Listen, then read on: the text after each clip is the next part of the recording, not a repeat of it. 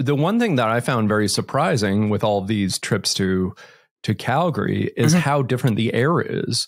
Yeah. And, you know, I will have, like, in the beginning when we used to fly the Vancouver band out, and we play long sets, like we do 90-minute sets, and that can be like extreme, even though we're switching from guy tune to girl tune, it still is like, can be like really challenging for a lot of our vocalists. And so tack on that we're playing in the Rocky Mountains. And I didn't really even like take this into account. Like by the end of the first set, Rebecca and Martin are like, you know, what's going on in this place?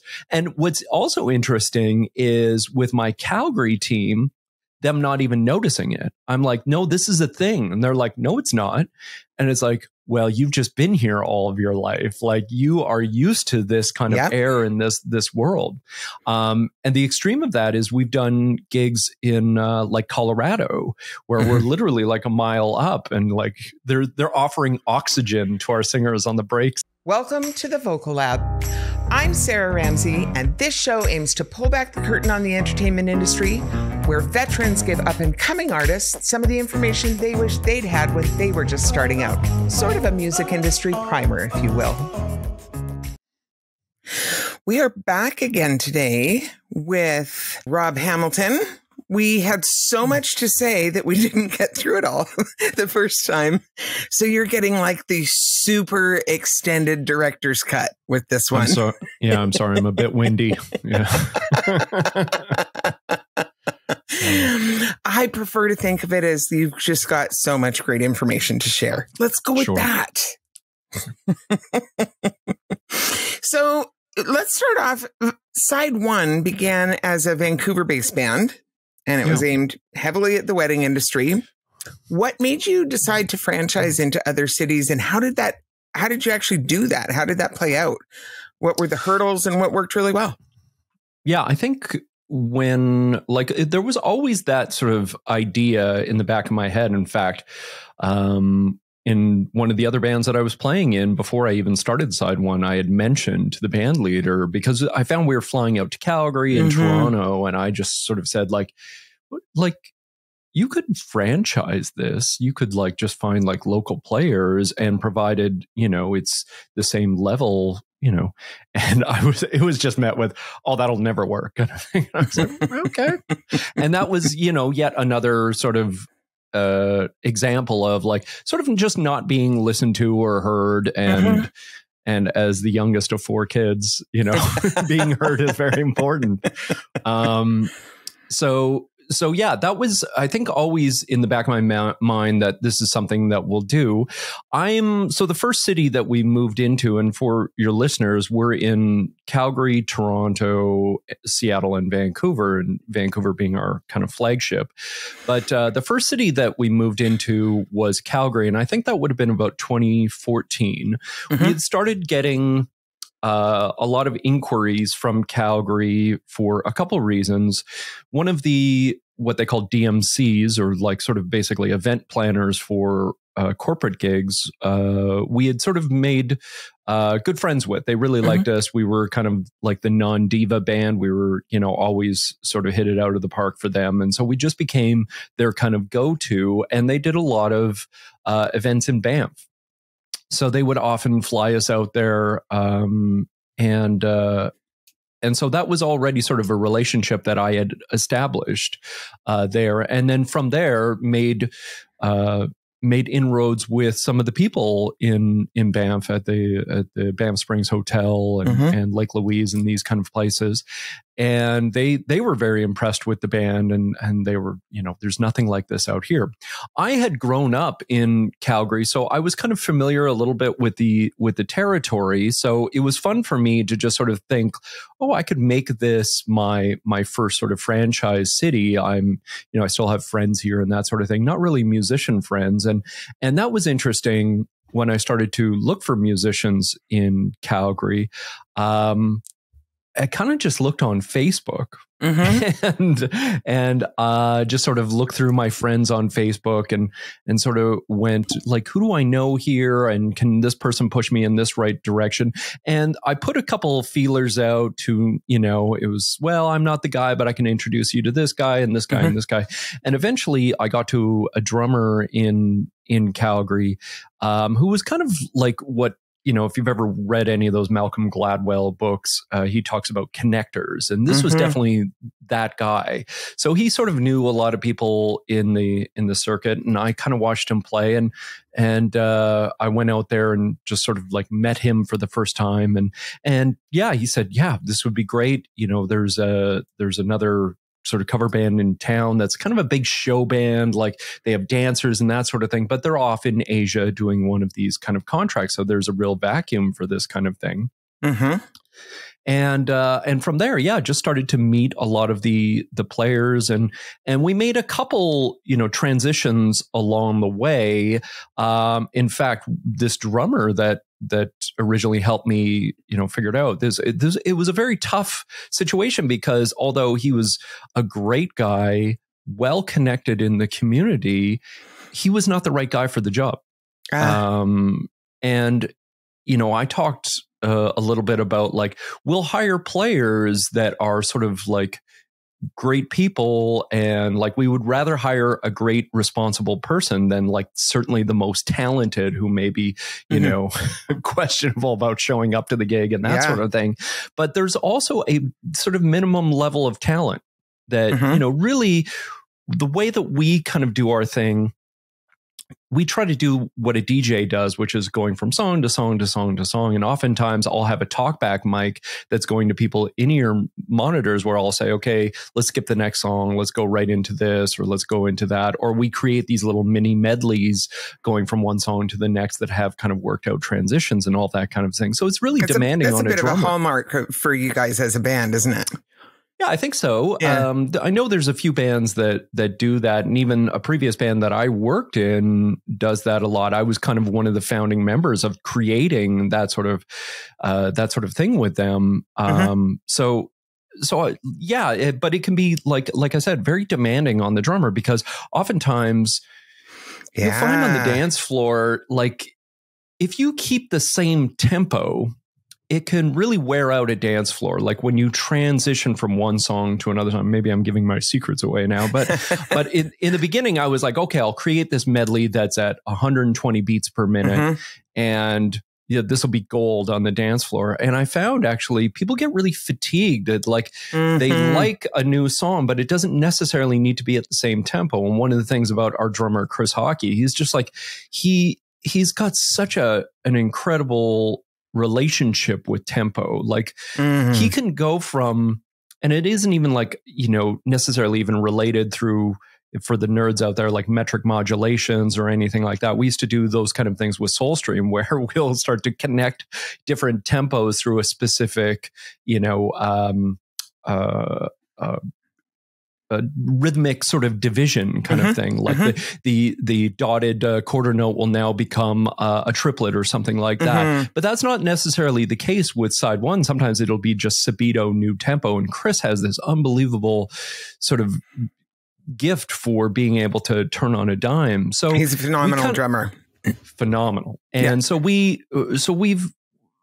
it becomes obvious when we have drummers that can't do that sort of thing. And it's such a big part of our repertoire. We don't play with click tracks. So long story short, I mean, again, long story windy. Long story windy.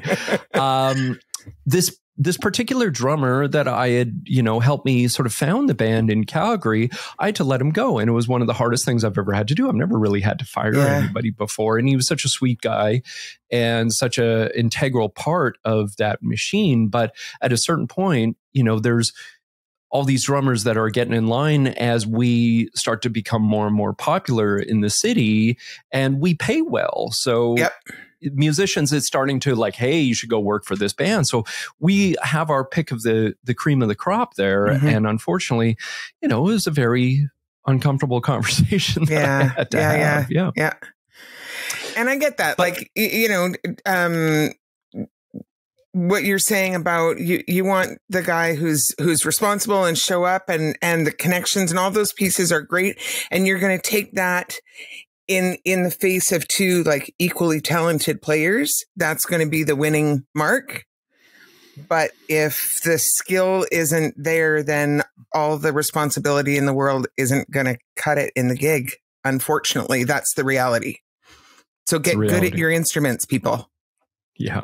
And I give a lot of notes. Like I listen to a lot of board mixes, and I will give people like an opportunity. You know, my old joke is it's your gig to screw up. You know, like I will give you all of the materials to try to make this, you know, for you to come to. It won't be a failure on my part. So, so when I listen back, and no one ever plays the gig perfectly the first time, I get that. So, you know, I will listen back and try to give constructive criticism. But after like a couple of years of working, and I'm still having to listen to board mixes and give notes, and the same notes oftentimes, you know, at some point I just got to go, there's better people for this job. Yeah, absolutely.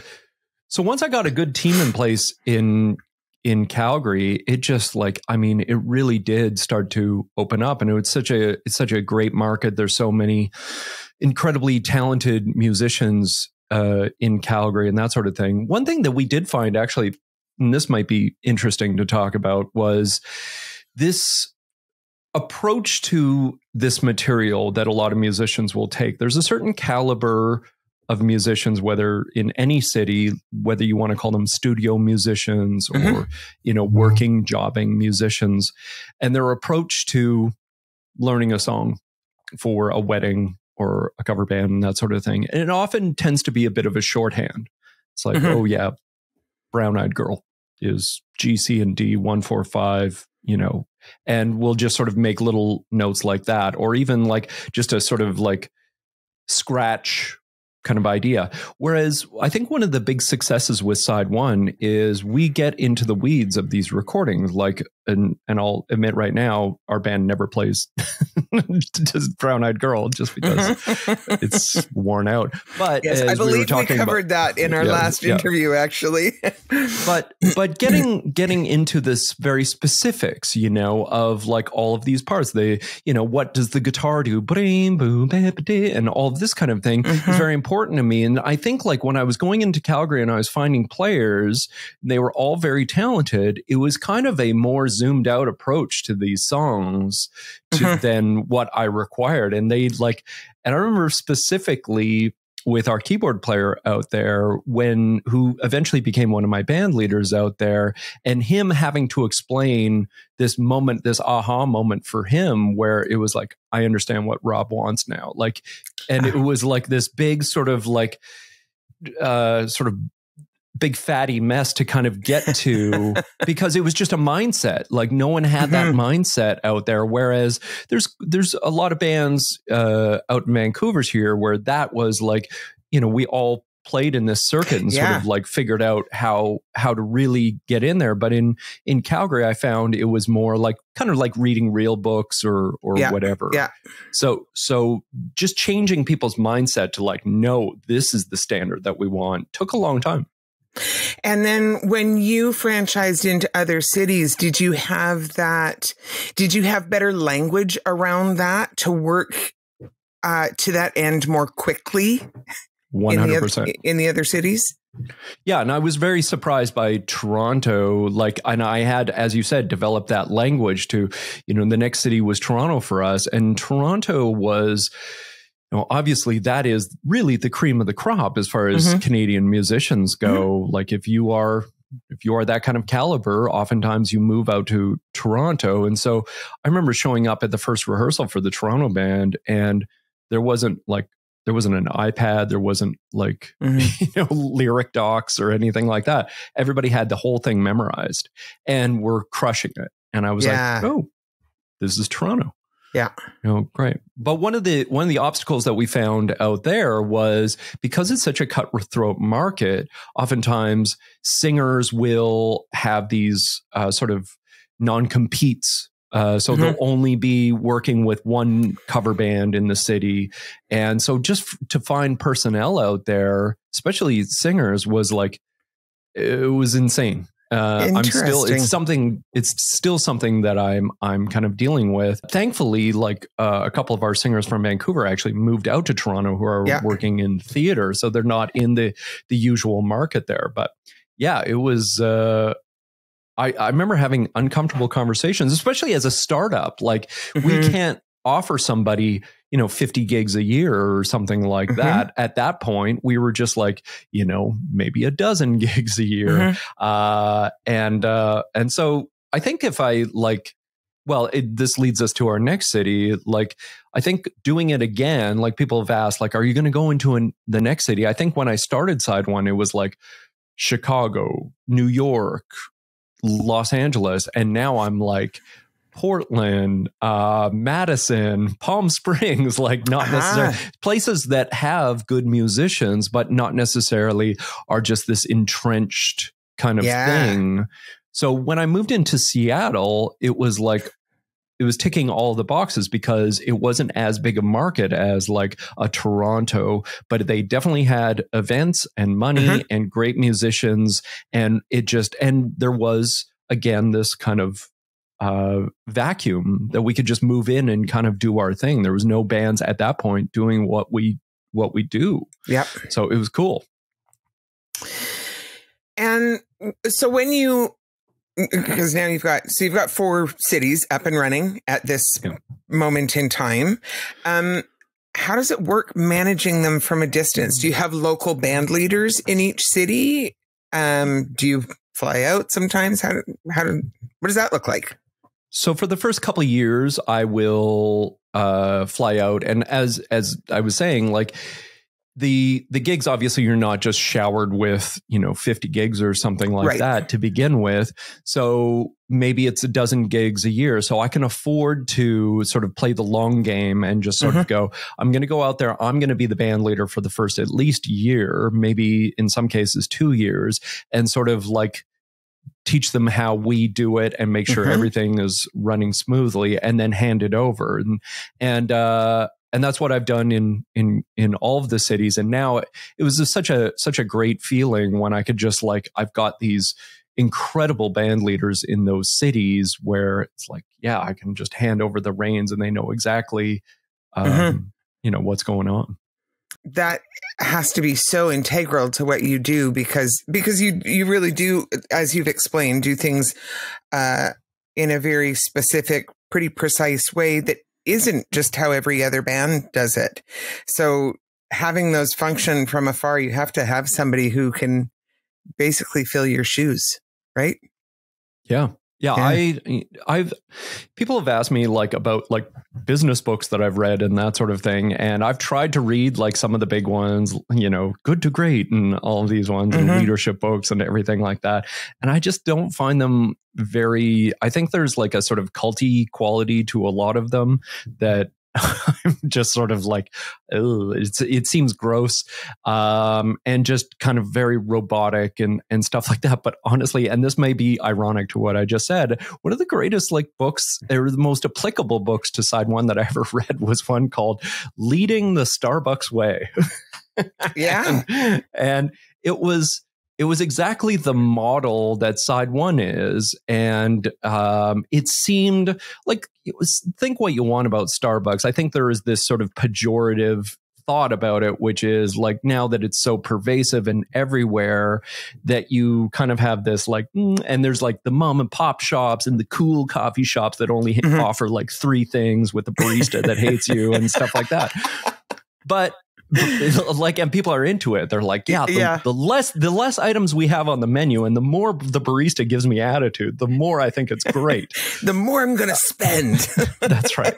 But, the Starbucks model has always been interesting to me because, especially in the beginning, things are starting to change there now. And I'm not sure I like the brand as sort of like keeping that same sort of thing that they began with, which is like, I remember walking into Starbucks and hearing like Wes Montgomery or like Barney Kessel or like these, I was like, who's ever programming this music knows what they're doing. Like, this is very interesting. And just sort of the warm, and it's like, and you could always count on it. Like, if you're ever on the road, like as a musician, you know, you don't have, it's either Tim Hortons or like you can try to find the mom and pop shops, but oftentimes you don't have a chance. And so you just want to like make sure that you're not going to blow your $6, you know, per diem for coffee on, so you can count on this sort of thing. So consistency. So we kind of wanted that for Side One. Like, one of the big barriers that, you know, in this particular, the cover band industry, is these people are spending thousands of dollars. They just want to make sure they're not giving it to some bonehead that is doing this on the weekend. And like that, in the beginning, we actually rented an office like downtown Vancouver, not for any reason than just to sort of make it look like we're legitimate. I think like when we would bring brides and grooms to our office space that we rented in downtown Vancouver, they were like, okay, these guys are actually like a legitimate thing. So when you see like our big truck show up with all the PA and that sort of thing, like, okay, thank God these guys like they're not just heroin addicts that are like, trying to make ends meet between album cycles, you know, like, so we wanted to really give the air of like consistency. This is a brand that you can trust. And I think like we eventually kind of accomplished that. And so this book that I read, Leading the Starbucks Way, was kind of all about that. And they said the same thing. Like, we wanted to give people the thought that like, no matter where they are, they can count on this thing to be very good and consistent. So, and the sort of embrace of technology too, through like, I remember the first time I ever paid for anything on my phone was at a Starbucks. And I thought, oh, this won't be the last time I do this. And it made me think about our band too. Like, I don't know if you knew this, but I built an app about, I don't know, it's like 7 or 8 years ago for Side One. So all of our musicians are connected to this thing. And it's been actually like incredible for me. Like, when I built it, it became a really rewarding experience. Like, actually just doing this thing that I knew was going to solve problems. Like, and people like my musicians would come to me and they're like, how can we get the hotel information? Like, my Calgary band might be staying at some hotel in Banff or something like that. And at that point, it's like Dropbox folders and everything like that. And it was, or with Google Docs and all of this kind of stuff. And so we just sort of like, I built this one place where our admin team, our musicians, our clients can all sort of go and get their information. And it was like, and just from a sort of personal, like, I don't know what, if you want to call it, you know, like getting a sense of meaning for me, that was like, it was incredible. My brother is a computer programmer, and I sort of like, I said like, I'm toying with this idea of a database. I don't know how this works. And he said, come over for an afternoon. I'll kind of show you a little bit on how it goes, and you can just like do the tutorials. And so I got this. Well, actually, it even started further than that. I went into the Apple store. I said, I've got all these like spreadsheets, and they said, oh, you need a database.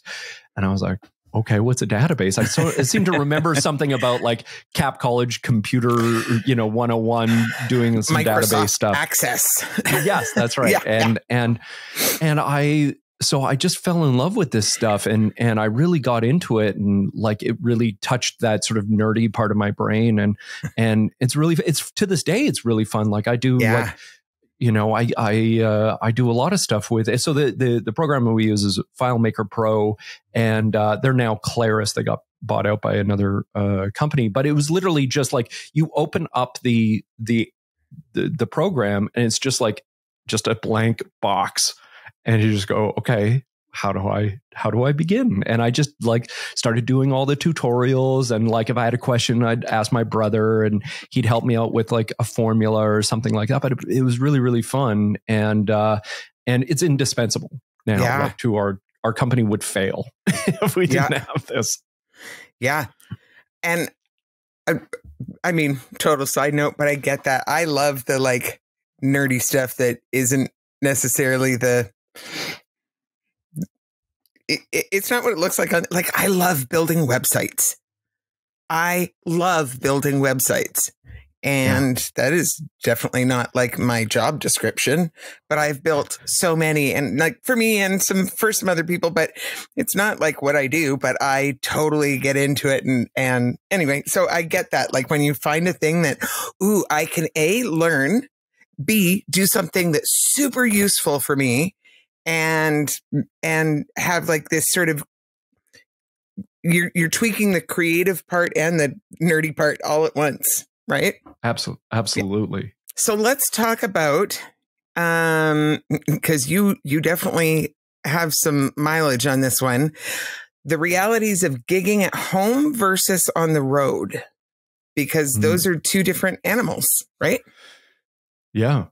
So I can speak a lot to the road. Like I've been with just creating the bands in all of these different cities. I've flown and driven a lot. And that's kind of fun too, like in the same way that creating a database is really fun. There's a problem solving element to traveling as well that I really love, just as far as like gear and cases and all of this stuff and trying to make things, like, because as the owner of my company, checking a bag is costing me money, like every time there's an expense. I cannot expense my clients if I'm building a band in Calgary. Like that's all coming out of my pocket. So I want to try to get these things down to, as bare minimum as I can.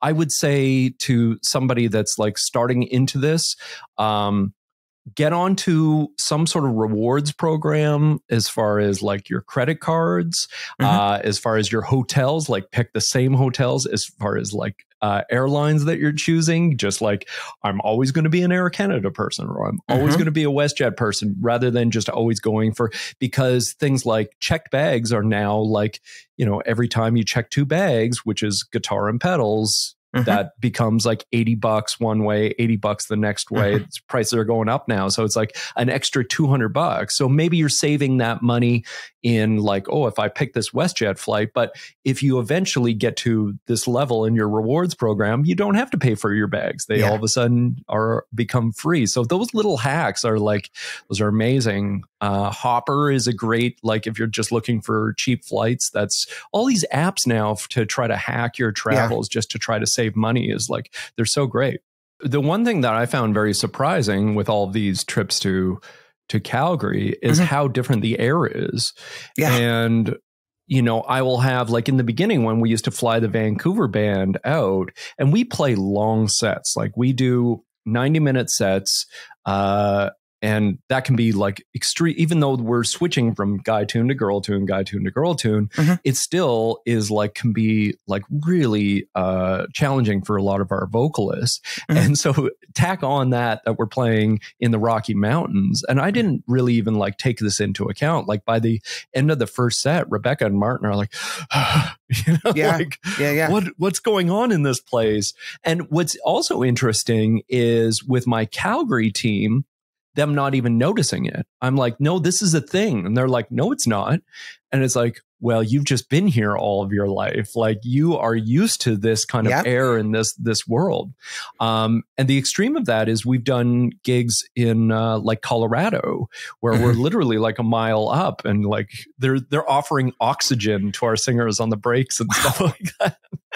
Okay, I've played a couple of those. I was not offered oxygen, but I definitely felt it. I was like, ooh, the air is thin here, and I have to make sure that I'm not dancing around too much on stage, because that uses up all my air that I need for singing. Like some kind of weird considerations like that if you're not used to that kind of travel, just aren't front of mind. Yeah, here's another thing, and this is maybe not even necessarily travel, but like gets into the idea of fatigue. So we will, as we became more and more popular, it wouldn't be unreasonable for us to have a gig on Friday night, a gig on Saturday night, a gig on Sunday. And before, like, especially in our first like couple of years where maybe we weren't booking, we didn't have the bullpen that we do now, it'd be like Martin and Rebecca, I need you. We've booked these gigs, and it's good money too. Like they can make, $1,500 for the weekend. That's pretty good for, for at home. And so 3 hours of singing, each of those nights. And especially for Martin, who was, a baritone singing, trying to sing tenor in our band. Yeah.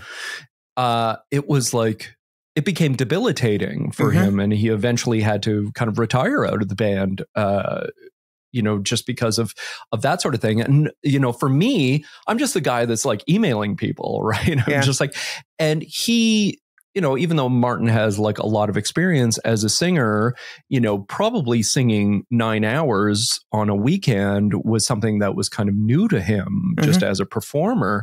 And so, and especially this type of material. Yeah. So he didn't even know like what his capabilities are, and he didn't want to let anyone down. So now, because of that, and all of a sudden, come the next weekend when we have 3 gigs, all of a sudden I have no singers because everybody's like, sucking worn on, out. honey tea and all this kind of stuff. Yeah. So I really had to become like a baseball manager at a certain point and really treat my singers as like pitchers and, have a bullpen and ready and not schedule people. Now I do have like just workhorses that, I can just work to death. Yeah. And you hear these stories of like, Robert Plant just on the road nonstop for years and just like, yeah, no problem. We can do this. Or Bruce Springsteen or something doing, 3 hours a night for, 40 nights in a row. And you just go, like, how does that work?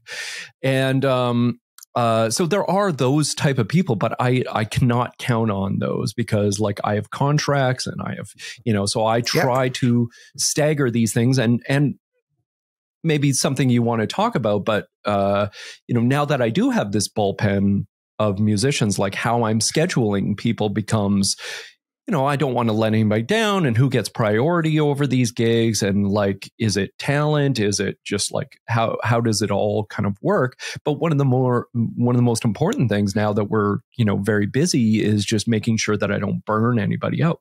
Yeah. So do you want to talk further about that, what that process looks like? Because I think that, certainly for singers, there has to be, especially knowing that, okay, you have a bullpen of singers, there has to be some responsibility on the person to be able to say, and freedom, like that has to be an invited, they have to know that it's safe to say that, you know what? I need to like take a rotation out this weekend because I'm feeling burnt out, and know that you've got the coverage for that. So I think it's a shared responsibility is what I'm getting to. Absolutely. And I kind of trust people to kind of tell me, and it is nice that we have so many people that we can, or like, it was especially difficult during COVID because of course people would get COVID like 2 days before. Very last minute, right? Yeah. So that became an extra complication, but thankfully it all kind of worked out. We never had any, major issues. We were able to keep people like somebody on the stage at all time without sacrificing, any sort of drop in quality. Which is also a huge advantage for being in the position where you are, where you do have a bullpen. It's not just, these are our 6 guys, and if one of them's down, we're either subbing out to somebody who's never played with us before, or we have to give up the gig. Yeah, that's right. I just want to speak to a little bit what I just said around that part of the responsibility needs to land on the performer to say, I need a break, like raise their hand. And that only works when it's set up as a situation where they are not in fear of losing the further gigs if they speak up, because that's the industry standard, right?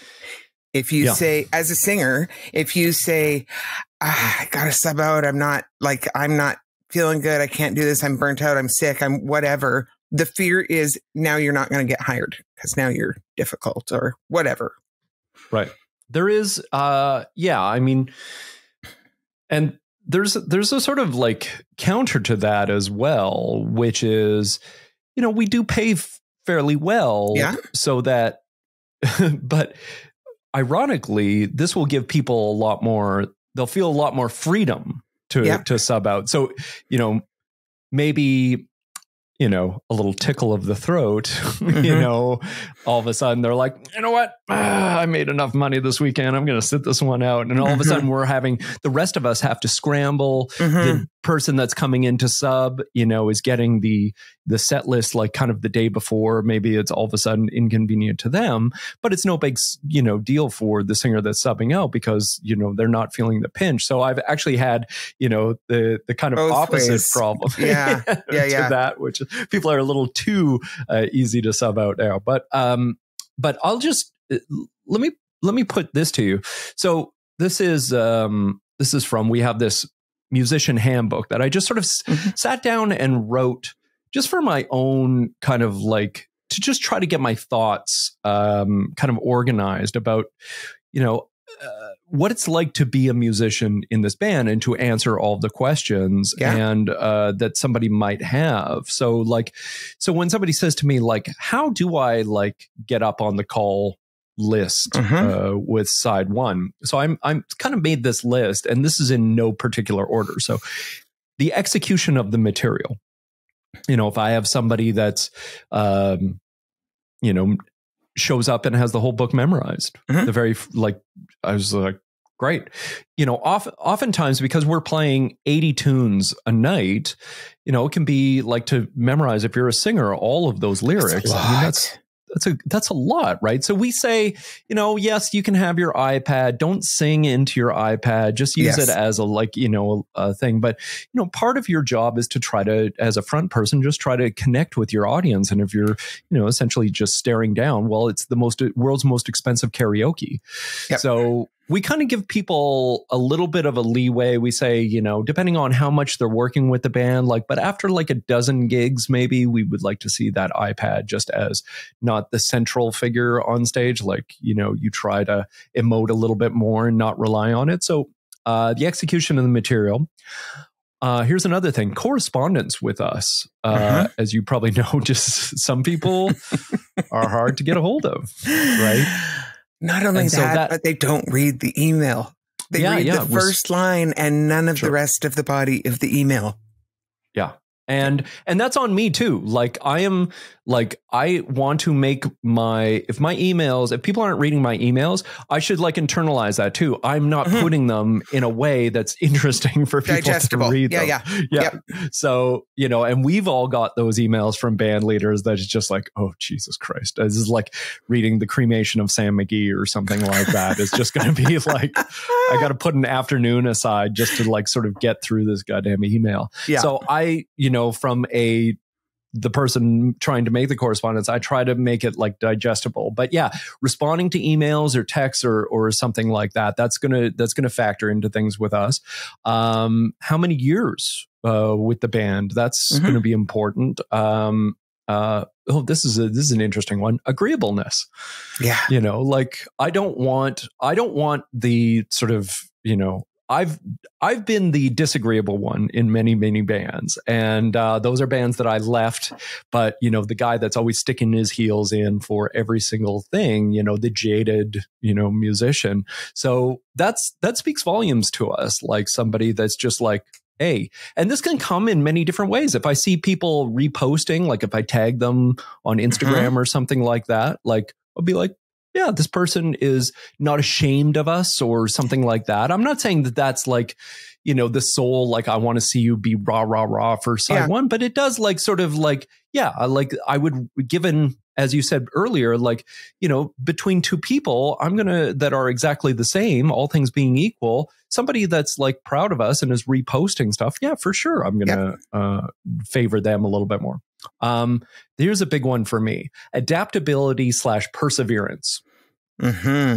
So gigs are not always perfect, as you know. Yes. In fact, they're rarely perfect. And people's ability to roll with those things speaks volumes for us. So, we've worked with those people where they spend, gets to their turn for the monitor and it's like, they're going to eat up 45 minutes with the sound tech trying to, squeak out that, every possible frequency and then complain that, they need more high end and, or, whatever they're, we've stopped at Starbucks and they want some mom and pop, like locally owned organic. And it's like, okay. Or you lower the window on the car and they're like, can we put that up? Or they put on the heat or just like, it just becomes like unmanageable at a certain point. So like, just, as I said, perseverance, rolling with it. That's oftentimes, on these trips, we're going into the Okanagan. You're going to spend 5 hours in a car with somebody. You're going to spend 8 hours on the gig with somebody. You're going to stay in the same hotel room as somebody. The next day, you got to do the same thing again, come back. Maybe it's a trip to Whistler next. So we want everybody on our team to just be like, you don't have to be like, you won't have to cut your arm off if you're stuck between two rocks kind of thing on a Side One gig, hopefully. But we were going to try to make it easy for you. But should something out of the norm happen, we see that as really valuable. Yeah. Punctuality. That's obvious, just, and kind of what that means as well. Like if it says, band starts at 8 o'clock kind of thing. That doesn't always, that doesn't even always mean the case, especially if we're dealing with a wedding. As more often than not, a wedding is running behind. But there's times when, so when we say like cocktail hour, like say we have a little, I'm playing the ceremony and then, there's a duo playing cocktail hour. And it says in our app, like cocktail hour starts at 5. It could be actually earlier if the ceremony goes through really quickly. It's better to say cocktail hour starts after the ceremony. It doesn't start at 5. 5 is a good estimate, but like be there ready to go. So we have this nice smooth, like think about things from your client's perspective, how is this day going to go? It's like, no. You said 5 o'clock and, in the wedding planner's timeline. So we're not going to, it's like, really, so we always just say like, be a little heads up. And so punctuality doesn't just mean downbeat it means, and God bless Google Maps, like in traffic and all this kind of thing. We can account for these things a little bit more now, but still like your band leader is going to be freaking out if you're not there like half hour before downbeat, like what if we start early? Yep. Okay. Next thing that will increase your sort of hireability with us is talent. Like we said before, my drummer who was like great guy, showed up on time, did all of the things right, but just, didn't quite have the talent. Thanks for joining us today. That was actually just part 1 of our interview. And I would love it if you come on back Thursday to catch part 2. Can't wait to see you then.